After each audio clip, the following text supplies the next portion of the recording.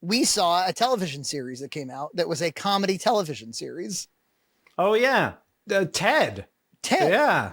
Which I believe Ted 2 was the last well-attended comedy film that was in movie theaters. I think that was the last one. Ted 2 came out in 2015? Yeah, I think it's been that long. Shit. I think it's been 9 years since anything like that's happened. What the fuck? There's Marvel movies. There's Oscar films. There's Barbie. You know, but I don't think there's been anything that's like, hey, come to the theater and laugh. Where everybody, that was the number one movie that week. Everybody was talking about it, and it made a lot of money. So in a world of streaming, Peacock, NBC's Peacock. Peacock. They went to Seth McFarlane, who's now 50 fucking years old. Oh, Jesus. But he still looks like a boy. I look like a boy, and I'm going to sing big band music. Hilikaliki Maka is a wise man. He, I find him to be freakish. First of all, I think he's wildly talented. I think he's an incredibly funny person. I think it's a shame that the culture has really turned on Family Guy. I think Family Guy's got a lot of good comedy, like throughout its tenure in the culture. I think it's had a huge impact on the culture, comedically, for better or worse. I'm sure some people would American Dad is, you don't sleep on American Dad. That is really good. Yeah. In some ways it's better than Family Guy, I would say, especially the earlier seasons. But I was always shocked that it was still on the air, because it's so like Patriot Act Bush era comedy, I know, but they somehow pulled it off to keep it going. Yeah. And they have some like really, because they don't do a lot of the cutaways that Family Guy does. To me, like you're a regular Benedict Arnold Drummond. What's he expecting us to cut to? So they have to like, rely on narrative more. And so it's good. It's good. And they have a good voice cast. So yeah, so I think his voice acting is absolutely incredible. Obviously, he's one of like the finest singers out there. He did a voice of a mouse in Sing, Illumination's Sing, where he sang Sinatra songs. Of course. And he, it's funny because he was 25 when he got Family Guy. So I remember that. I remember seeing like, the pilot to Family Guy was shared on like LimeWire or something, like Super Bowl really early. Mm-hmm. And I remember downloading it, and I remember seeing pictures of him, and he had like a 90s like the flat bangs haircut or whatever. He looked like a nerd. He looked like a nerd who had been sleeping in his day clothes and had big round glasses. He did not look like he had like a lot of cheek filler like he does now. I know. I saw him and I'm like, that's me. Yeah. And he's making it did look like a young EJ, in fact. Yeah, that's true. It was very inspirational. He went to RISD, for God's sakes, which is in our neck of the woods.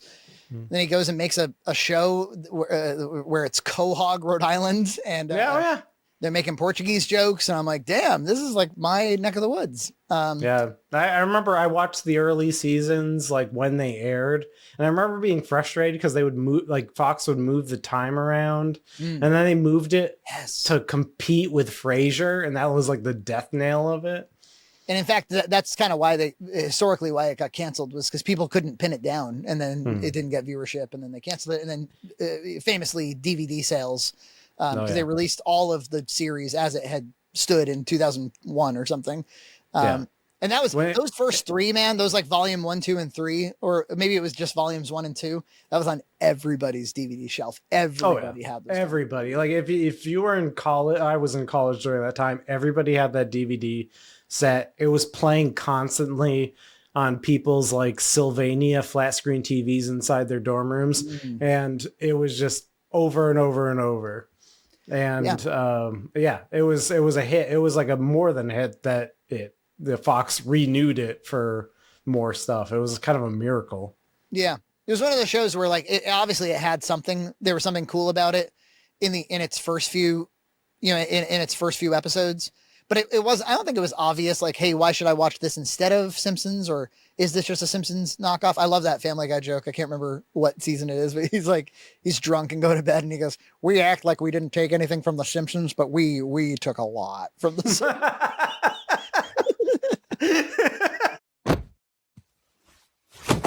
Get up. You're on my side of the bed. Peter, We act like we didn't take a lot from The Simpsons. We took a lot from The Simpsons. But yeah, he was a nerd, and then the guy, as time went on, he decided that he was like a handsome, like kind of boyish, cleaned up 1950s type guy who said foul things in a beautiful voice. I was like, what's with this guy? And like he was dating Khaleesi and everything. And oh my God, he was. I didn't know that. Really? Yeah, he was dating was there Amelie Clark or whatever her name is. Yeah, Amelia Clark. Yeah, that's right. Yeah. Amelia Clark. Yeah. Yeah, and so I just always thought like it's just, I don't know, for a really handsome guy, I think he looks freakish. He looks weird to me. Like he did a Christmas album, and they got him all looking all plasticky like a 1950s star would have, and he just looks extra freakish. But I got nothing against Seth. I think Seth is a huge talent, and I guess I'm a guy like that can't help but be successful. I actually loved his Oscar hosting gig back when he did it. You remember, we saw your boobs. We saw your boobs. We saw your boobs. But we haven't seen Jennifer Lawrence's boobs at all. Or he, like every time he did a Comedy Central roast, his jokes were really good. I don't know if he had the Family Guy writers doing it, but, and of course his delivery was always spot on. And he did the Orville, which was kind of like a Star Trek ripoff, but it ended up being better than the Star Trek on Paramount or whatever, Paramount Plus. Yeah. And so people would be tuning into the Orville over just Star Trek Discovery or whatever it was called. No small feat. So he made a better show than them. And so he's like a endless talent. Yeah. Nobody likes A Million Ways to Die in the West. You know, the one where he actually starred in the movie with Charlize Theron and Liam Neeson. But I actually thought that was a funny movie. There's a number of jokes in that cracked me up. So anyway, so I find out that like there was a Ted prequel series on Peacock. I thought, obviously I think he's been trying to divorce from Fox for a while. He obviously had a big falling out with Fox over their news core. So maybe that's how they were able to, because I thought that, I don't know what studio put out Ted. Maybe that's the reason. Maybe the parent maybe it was Universal. It was Universal. So there you go. So they own Ted. And I thought when I heard that, I was like, well, they can't be CGing the bear at the level of quality they did in the movies, right? Sure as shit, man. They did 7 episodes, all of them, 40 to 50 minutes long. And it's like full blown CG. Yeah. And it's good. Yeah. Like I always believe he's a character. Like you don't think about the CG at all. I think the way they managed it was they didn't move the camera much when he was on camera, and they didn't do over the shoulder shots or like dirty shot. Like they didn't have other actors like block his field of vision generally. So they didn't have to paint stuff out. I heard that like they didn't have a mocap guy sitting there reacting. So the young actor who plays a young Mark Wahlberg, he was just staring at blank space, so they didn't have to paint anything out. So that's kind of how some corners they were able to cut. They said, I mean, it's not like, the most artful thing in the world. It's shot pretty flat, but it's a comedy. So you don't really think about it. And for that reason, I think they were able to keep the quality of the CG bear up really high. And there's like, I think the writing in this is really, really good. I think that the characters are excellent. I think all the performers are excellent. I think that, so I like the Ted movies, but I don't know. They felt maybe at times a little bit kind of too crazy to me or something. Yeah. Like in the first Ted movie, I'm thinking about when they go too much into the Flash Gordon stuff. It's like, it's a little too madcap, and they do it for a long time in the movie. So, whereas this was like, he was able to construct these cool sitcom plots out of everything. And they're all subversive, transgressive plots. And yet I actually think that they hold together. They're really good concepts for sitcom plots. So let's describe them quickly, because there's only 7. I think I can remember them all. So the first one is, so it takes place in the 90s. If you remember from the movies, that when Mark Wahlberg was a little boy, he loved his teddy bear so much he came to life. And then when they got old together, they kind of became like burnouts and stoners together. Well, in this one, the kid has become a teen. He's still living in Framingham, Massachusetts, my backyard.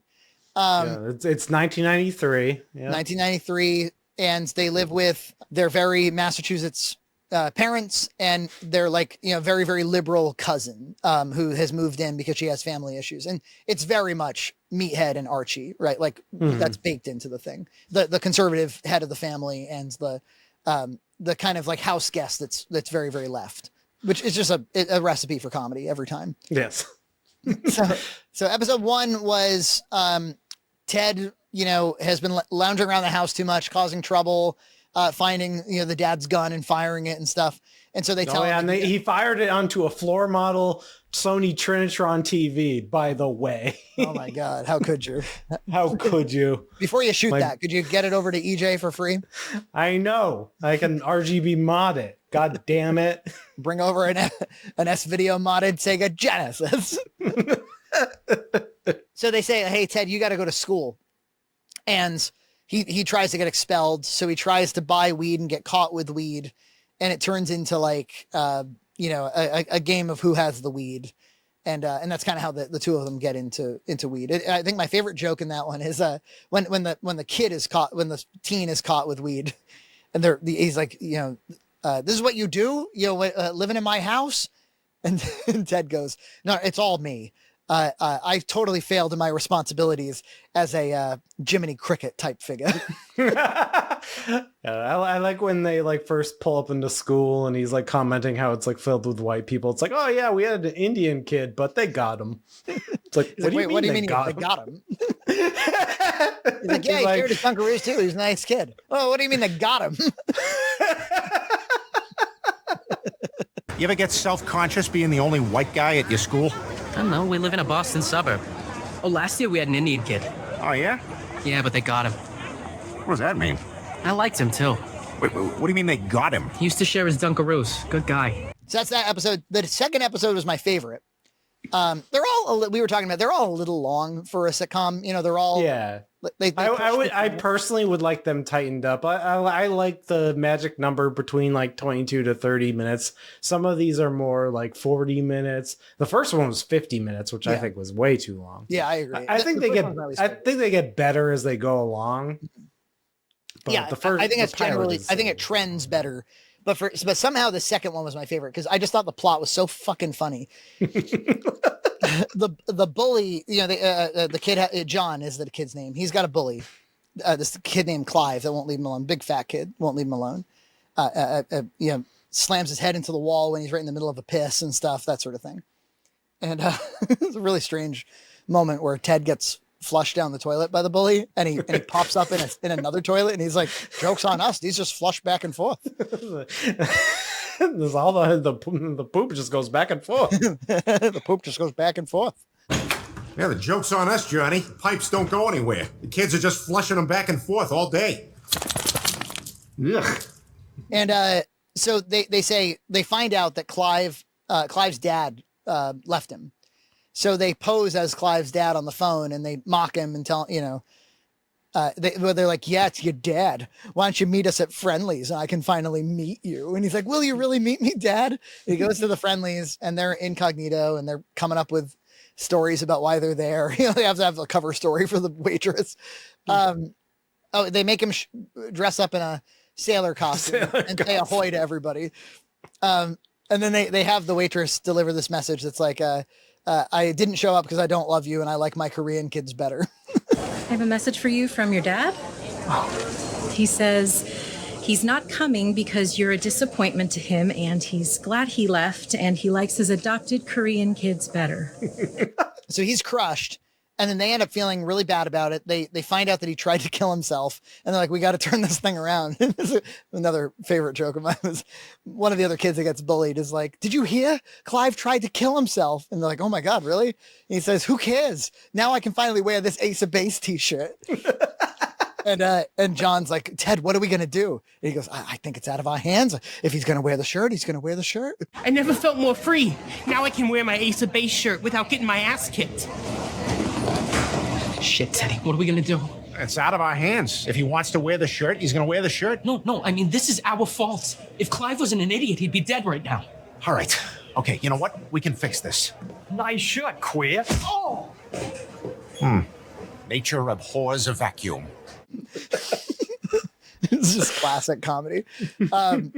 classic like a misdirection. So they're like, we got to do something. And they're like, maybe we can, make him feel better. So they start calling him as the dad and encouraging him to like do better in his studies and do better on the test. And he's like, the one of my other fun lines for that after they're trying to like get him to feel better. It's like, oh, so now if he kills himself, it'll be from other stuff. It'll be from some other thing. Just absolving themselves of all guilt. I think we fixed it. Yeah, I think so too. I feel really good right now. Oh, I feel so good. We're good people. Yeah, if he kills himself now, it's from other stuff. Yeah, it's your dad. Always performing it in this really sarcastic, shitty way. It's like, I aced the test, Dad. I got a C+. I wouldn't say that's acing it, kid, but so they start to become. This is what's so genius. They start to become invested in the kid's success, kind of as distant father figures. They go to buy him a Sega Genesis maybe, and they get in an argument about spoiling him. And ultimately, he wants to have a birthday party where he meets his dad, and they don't want to let him down. They hire an actor, this like community theater cop that is obsessed with Pippin, and that's when everything comes to a head. And I just think it's brilliant, really good plot. And then they have like the holiday episodes, so they have a nice Halloween episode, and and they have a holiday episode, so. It just and they have like a prom episode, so it definitely like I don't know. I think those are important for sitcoms to like theme episodes, so they're very memorable. Yeah. I love the mom. Plays this. Really the mom is awesome. Submissive Massachusetts mom. There's an episode where they rent porn, and it gets stuck in the VCR. And then sort of, while they're trying to like swap out the VCR and all the madcap stuff around that, it ends up playing while she's watching it, and she assumes that it's the father's. And so she thinks that she has to do things that are in the porn with her father, with her husband to rekindle the relationship. And she's like, there was another woman choking another woman. She's like, do I have to do the things that are in that tape? Because I'll do them. But if that's what he wants, what can I do? I don't want to have to choke other women. Yeah, I don't think you need to. But I'll do it if that's what Maddie wants. No, let's not go down that road. I'll do what those women did. I really don't think that's necessary. I'll even do what Dr. Sausage did in that movie. I'll do it. Okay, I'll do it. Stop. And she's like she's so funny because it reminds me of people like I grew up with, like moms that I grew up with. Totally.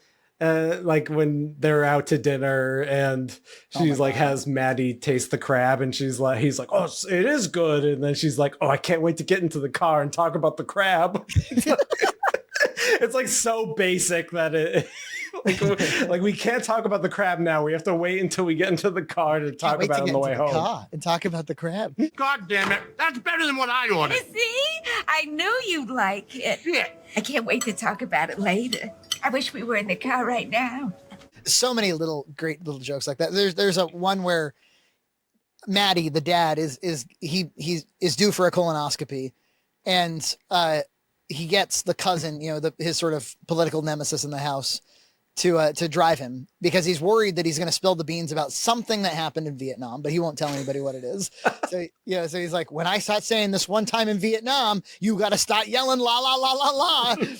And so they go, and there's a really funny part where she overhears the surgeons, or the doctors or whatever, just being crazy inappropriate while the guy is out. Like, wow, look at his dick. It's so small. This is sexual for me. Claire, let's see what he's working with here. Oh my God. Look at that. Guys, I gotta be honest. This is sexual for me. And whoever that is, that guy's voice is all over Family Guy. I think he's one of the head writers on Family Guy. That guy. Must be. Or Mike Henry, the guy who does Cleveland's voice. He was in the one where he was like, I'm wearing pants that I can just shit in, and nothing happens. What limits? So anyway, he gets home, and the cousin's like, you got to tell me what happened in Vietnam. What the hell happened? And they're all pressuring him, and he goes, I jerked off a dog, all right? And then, it gets quiet, and he has to tell kind of like a troubling story about how this thing was stuck on this, their guard dog's dick, and he was trying to get it off, but ultimately he got the dog off. And, he's like, he had an erection. And the mom's like, well, you was very handsome in those days. And they finally kind of go around, he's feels ashamed because he made the dog come. And they go around the room. And he's like, God, for God's sake, somebody say something. And the mom's like, you soldiers gave so much. And the cousin's like, stand down, soldier. And finally it gets to Ted, and Ted goes, you did it there, so we didn't have to do it here. You did it there, so we didn't have to do it here. Stand down, soldier.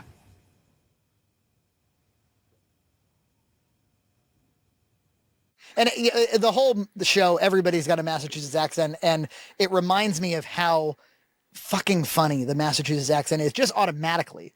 Because there is like just inherent comedy, even if it wasn't all that well written, in just watching a teddy bear do things. It's just funny. He's small, he's short, he's cute. The way he runs, he like plops his feet down, like when he runs away, it's like pop, pop, pop, pop, pop, pop, and just that comedy is it's just the physical comedy is awesome. Yeah, so that's just like inherent. And then the other inherent funny thing are these Massachusetts accents, which I think were performed fairly well by people who aren't necessarily from here. Obviously, Seth can. I thought everybody did a good job. But yeah, it makes me realize, like, if you said, again, I grew up with this accent, right? I had it when I was a child, and everybody around me had it. But if somebody were to say, I have to fart, it's a little funny. But if somebody says, I have to fart, it's instantly funny. Or if somebody says, I'm going to watch porn. And it's like, I'm going to watch porn. Or, I've got a boner. I was going to watch porn with a boner, but then I farted. Everything about that's funny to me.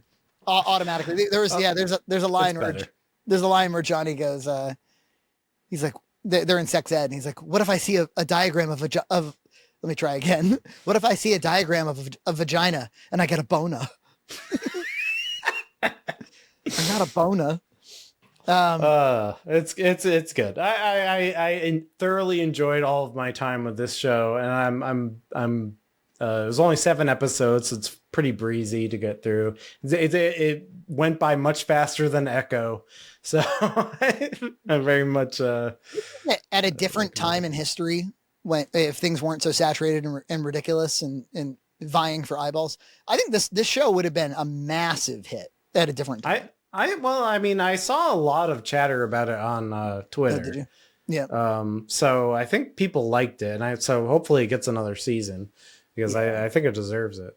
I think Seth was very hands-on with it. In interviews, he said things like he hasn't been part of the Family Guy writing staff in like 15 years or something. He just shows up and does the voices, and he's like, I'm kind of all in or all out. Like if I'm going to let them run it, I'm going to let them run it. And then if I'm working on a project, if it's Orville or something, I get really like tunnel vision about it. And he said he got that way with this Ted series.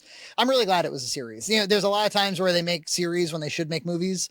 I think this is a case where it's like, this is a better series than it is a movie. For me, it is. I think so. Absolutely. And it was nice to get into that rhythm. Like I haven't seen a good comedy in so long. Like maybe I got into like New Girl, but that was like a long time ago. So yeah, I think a good comedy series. I was itching for it, and this definitely delivered. It's so perfect for like, after you put the kid to bed and you're and you're with your wife and you can like just watch something that's super watchable and funny.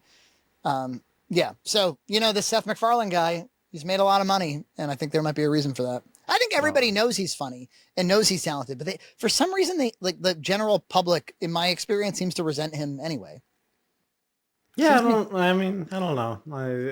It seems they've kind of always, for me, they have always represented him. Like I don't think they like the South Park guys have a reverence to him, but I think there's something about Seth MacFarlane that rubs people the wrong way. Yeah, like even people on his political team. Like I can understand if it was one of those political culture war things, but I don't think that's really what's going on here. No, I think there's I don't know. Maybe they just don't like the way he looks. I don't know. Well, they don't like his flat bangs from when he was 25. I don't know. You make a good point about Trey and Matt, because I feel like most of the criticisms I see levied at or leveled at Seth are like, I don't like that edgy humor from Family Guy. It has made people bad. But they don't really, I mean, they do say that about South Park, but they don't say it nearly as much as they do for Family Guy. No. So I don't really know why exactly. Maybe just because Family Guy was network TV, or I don't know exactly why. I don't know. It's maybe there's like, maybe it is like Trey and Matt's fault because of the Manatee episode. I'm not sure. I mean, I do think those Manatee episodes are hilarious, and I love them, and I think making fun of Family Guy is very funny. And I think using Family Guy to be the sort of proxy cartoon that drew Muhammad is also very funny. You know, like you'll be the offensive cartoon. So everything, I love those episodes, and you know, and I like the bitchiness. You know, my cartoon's better than your cartoon. I think that's all really fun. I wish that Family Guy had fired back harder. But as far as like to what extent do I think South Park was right about what they said? I think it was kind of a misled point. Like, Family Guy is not a sitcom, and it's not like a you know, a video essay the way that South Park often is. It's a sketch show. Actually, those flashbacks make it a sketch show, I think. Like a bit, yeah. It takes on the form of sketch comedy more so, like especially when because their whole criticism was that one scene doesn't connect to the other, that there's no mounting narrative, there aren't characters you can hang your hat on. The comedy does not come from the situation and characters; it comes from the gags, and it's like, well, that's what sketch comedy is, you know. Mm-hmm. Yeah, it's almost like a cartoon sketch comedy, and it has like a very loose, vague plot. Yeah. I mean, I just recently we watched the Family Guy Star Wars episodes. They cracked me up. Like I thought they were great.